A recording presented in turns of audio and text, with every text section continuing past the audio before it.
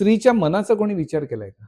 अगदी खरं आहे. हा तर विचार झालाच पाहिजे. झाला पाहिजे. झाला पाहिजे. आता तो विचार कसा असतो, की लहानपणी तिला असं सांगितलेलं असतं, की तू मुलांबरोबर खेळायचं नाहीस. तू कोणत्याही पुरुषाच्या शरीराला स्पर्श करून घ्यायचा नाहीस. त्याच्यानंतर ती ते सगळं पाळते. म्हणजे अगदी त्यावेळेच्या ह्याच्यामध्ये, की आता मुली वडिलांना मिठ्या मारतात वगैरे, फार आपण फ्री झालेलो आहोत. पण त्यावेळेला वडिलांच्या जवळ सुद्धा जायचं नाही, अशी हो. परिस्थिती होती पूर्वीच्या काळात.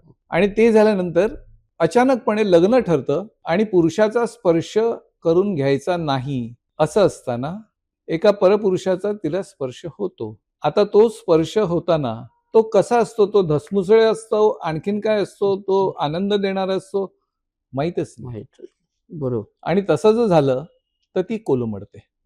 एक मुळात आपलं घर सोडून दुसऱ्या घरामध्ये यायचं, तिकडे रुजायचं.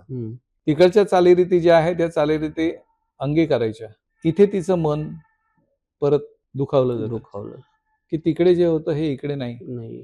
तिकडे जो सहवास होता, म्हणजे शरीराचं जी जपणूक करायला सांगितली होती, ही इकडे अशा पद्धतीने होते.